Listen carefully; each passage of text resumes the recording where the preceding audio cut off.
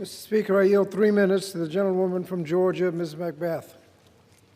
Gentlelady is recognized. Thank you very much, Mr. Speaker, and thank you so much to the ranking member of the Education and Workforce Committee, Mr. Bobby Scott. Thank you. Like so many women across the country, I struggled for so many years to get pregnant.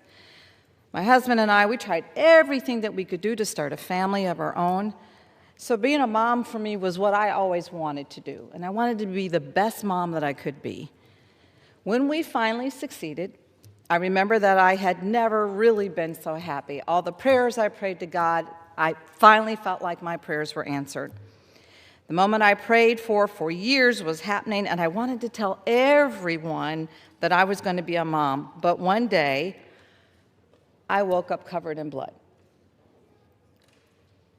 It's hard to describe the agony of a miscarriage, to describe the heartbreak, the utter helplessness. And you fall directly into pain and despair. After my second miscarriage, I wondered if God ever had plans for me to be a mom. So when I got pregnant a third time, I was completely overjoyed. But at 4 months, I was rushed to the hospital where I learned I had suffered a fetal demise. That means a stillborn. My doctors thought it would be safer to end the pregnancy naturally, so for 2 weeks, I carried my stillborn child within my womb, within my belly. For 2 weeks, I carried that lost pregnancy. 2 weeks, I carried my dead fetus as they waited for me to go into labor. I never ended up going into labor on my own.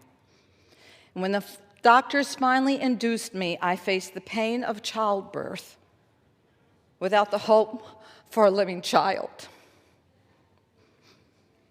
This story is uniquely mine, but it's not just my story.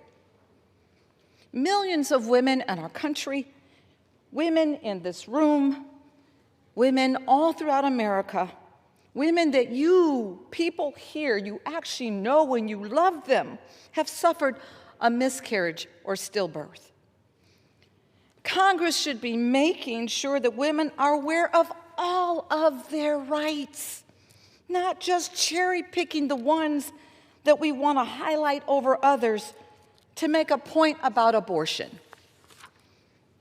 So, for the women in your life whose stories that you don't even know, for the women across the country whose lives you may not even understand the choices and the environments that they live in. I yield an additional minute. Gentlelady is recognized. And for the women in America who have gone through things some people can never even imagine, I ask my colleagues to vote no on this misguided bill. It's not that we're not trying to empower women who are making choices during their pregnancy. That's not at all. But let's make sure that they are empowered with every tool and every resource and every bit of information they deserve to make the choices they need to make about their lives, their bodies, and their pregnancies. This body should not be determining what decisions they make for themselves. We talk about God. God gives us choice. God gives us choice to make the decisions that we believe are best for ourselves. We have no right to take those choices away from them.